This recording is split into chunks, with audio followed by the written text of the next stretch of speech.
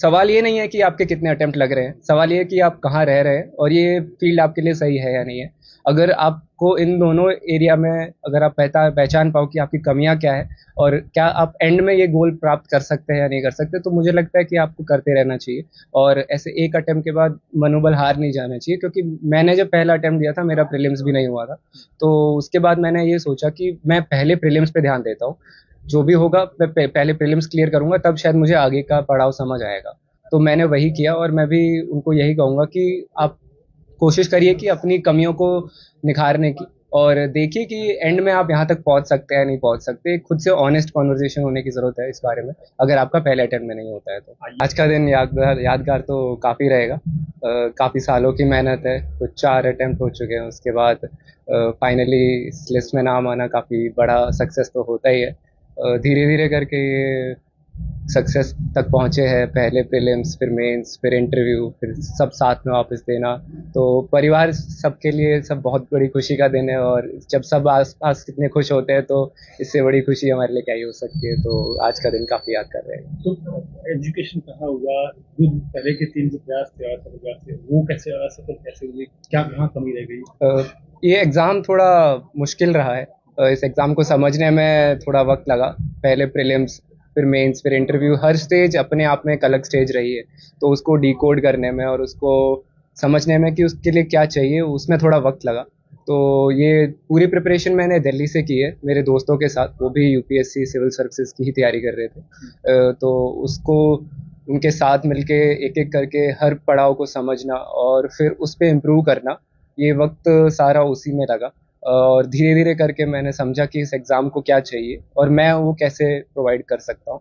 तो ये पूरी जर्नी उसी की ही थी। यूपीएससी में जब इंटरव्यू कॉल होता है और इंटरव्यू में जब बैठते हैं तो कई बार सवाल जो होते हैं वो बैकग्राउंड से रिलेटेड होते हैं। ऐसे कोई सवाल आपसे भी पूछे कि जो जिनका रिलेशन मारवाड़ से, बाड़मेर से या राजस्थान से? बिल्कुल बिल्कुल, मुझसे इस साल जैसे इंटरव्यू में पूछा गया था कि गडरा मुनाबाओ के बारे में मैं जानता हूँ कि नहीं, जो हमारे यहाँ बॉर्डर से लगता हुआ एरिया है।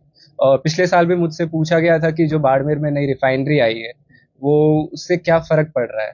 तो जो होते हैं यहाँ पे जो पैनलिस्ट होते हैं, उनको काफ़ी अनुमान रहता है पूरे एरिया का और क्या चल रहा है उस रीजन में। तो वो काफ़ी जानकार रहते हैं और उन्हें एक्सपेक्टेशंस होती है कि हम अपने एरिया के बारे में जानें, भले ही हम एडमिनिस्ट्रेशन के बारे में उतना ना जानें, क्योंकि हम अभी तो तैयारी ही कर रहे हैं, हमें एक्सपीरियंस तो इतना नहीं होना होगा। तो आप कम से कम अपने एरिया के बारे में जानते हो या रुचि रखते हो कि नहीं, ये उस पर काफ़ी ध्यान देते हैं। आदर्श कौन? आदर्श, सबसे बड़े आदर्श तो मेरे पिताजी और मेरे दादाजी ही रहे हैं। मेरे दादाजी का बहुत बड़ा सपना था कि मैं ये एग्ज़ाम क्लियर करूँ और एक बहुत बड़ा अफसर बनूँ। तो उन्हीं चीज़ों को मद्देनज़र रखते हुए और याद करते हुए मैंने अपनी तैयारी को जारी रखा। और पिताजी के जो वो जो कर्मनिष्ठ रहते हैं और जितना कार्य पे अपने ध्यान देते हैं, भले ही बाधाएं आए भले ही पीड़ाएं आए, अपने काम पे ध्यान देना चाहिए। तो ये मैंने उन्हीं से सीखा है और ये चीज़ सबसे ज़्यादा महत्वपूर्ण रही है मेरे। पिछली बार इंटरव्यू होने के बावजूद रह गए थे और इस बार इंटरव्यू में सफल हुए, क्या चेंज क्या था इस बार में, इस बार में? पिछली बार एक्चुअली इंटरव्यू, जब पिछली बार मेरा पहला इंटरव्यू था, तो समझने में मुझे थोड़ी सी कमी रही कहीं कहीं क्षेत्रों में कि मुझसे एक्चुअली में क्या पूछा जाएगा, और मैं वहाँ जाके थोड़ा नर्वस भी हो गया। तो शायद उस चक्कर में उन्होंने इतने अच्छे मार्क्स नहीं दिए। और इस बार जब मैं गया तो मुझे क्लियर था कि मुझे वहाँ क्या करना है और कैसे रहना है। तो मैंने अपने जो रूल्स बनाए थे, जो कि नर्वस नहीं होना है और अपना 100% देना है। भले ही वो टफ सवाल पूछे या आसान सवाल पूछे, कहीं भी ऊपर नीचे नहीं हो जाने दे रहा है इंटरव्यू को। तो वो चीज़ें काफ़ी काम आई मुझे।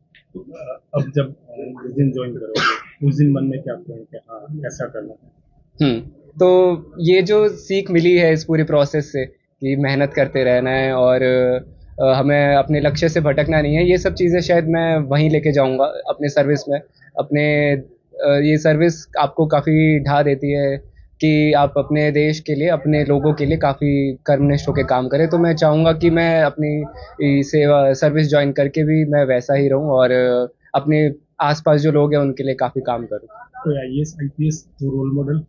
आईएएस आईपीएस एक्चुअली में तो काफ़ी ही रहे हैं। जो पर सबसे बड़े स्टेट्समैन ब्यूरोक्रेट कह लो वो बाबा साहेब अम्बेडकर है। वो काफ़ी क्रिटिकल थिंकिंग और फैक्ट बेस्ड चीज़ों पे काफ़ी काम करते थे, तो उन्होंने मुझे काफ़ी इंस्पायर किया है। 4 अटेम्प्ट के बाद सफलता मिली है, कुछ ऐसे होते हैं पहले अटेम्प्ट में हारने के बाद में छोड़ ही देते हैं, उन यूथ के लिए क्या कहना चाहिए? अ, सवाल ये नहीं है कि आपके कितने अटेम्प्ट लग रहे हैं, सवाल ये है कि आप कहाँ रह रहे हैं और ये फील्ड आपके लिए सही है या नहीं है। अगर आपको इन दोनों एरिया में अगर आप पहचान पाओ कि आपकी कमियां क्या है और क्या आप एंड में ये गोल प्राप्त कर सकते हैं या नहीं कर सकते, तो मुझे लगता है कि आपको करते रहना चाहिए और ऐसे एक अटेम्प्ट के बाद मनोबल हार नहीं जाना चाहिए। क्योंकि मैंने जब पहला अटेम्प्ट दिया था, मेरा प्रीलिम्स भी नहीं हुआ था, तो उसके बाद मैंने ये सोचा कि मैं पहले प्रीलिम्स पे ध्यान देता हूँ।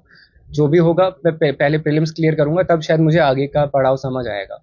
तो मैंने वही किया और मैं भी उनको यही कहूंगा कि आप कोशिश करिए कि अपनी कमियों को निखारने की, और देखिए कि एंड में आप यहाँ तक पहुंच सकते हैं नहीं पहुंच सकते। खुद से ऑनेस्ट कॉन्वर्जेशन होने की जरूरत है इस बारे में, अगर आपका पहले अटेम्प्ट में नहीं होता है तो। आईएएस या आईपीएस? अल्टीमेट गोल तो आईएएस ही है, इंडियन एडमिनिस्ट्रेटिव सर्विस ज्वाइन करने का ही है। हालांकि आईपीएस में भी मुझे कोई दिक्कत नहीं है, वो भी बहुत अच्छी सर्विस है और से अगर मिली तो मैं भी उसको पूरे मन से ही करूंगा जितना मैं आईपीएस पे लगा रहा हूँ। जो यूपीएससी क्रैक करने के लिए जो बैठ रहे हैं उनके लिए क्या मैसेज है? यूपीएससी थोड़ा डिमांडिंग और कॉम्पिटिटिव एग्जाम तो है, ये ग्राउंड रियलिटी है। तो मैं चाहता हूँ कि बच्चे जो आगे कोशिश कर रहे हैं वो पूरा खुद को अंदर झोंक के देखें कि वो कितना अच्छे से अपना 100% दे पा रहे हैं नहीं दे पा रहे। जब तक आप अपना पोटेंशियल रीच नहीं करेंगे, यूपीएससी आपको एडमिट नहीं लेगा, वो आपको अंदर नहीं लेगा। तो मेरी एक ही एडवाइस है कि आप अपना पोटेंशियल रीच करें। ये हर बच्चे के लिए अलग अलग होता है, कोई एक एडवाइस सब पे काम नहीं करती। तो आप किसी भी तरह ये देखिए कि आप खुद को कैसे अच्छा कर पाएंगे और बस 100% तक पहुंचिए। वहां तक पहुंचने के बाद आपका शायद लिस्ट में नाम आ ही जाता है। तो मेरे साथ भी वैसा ही कुछ हुआ है। Thank you.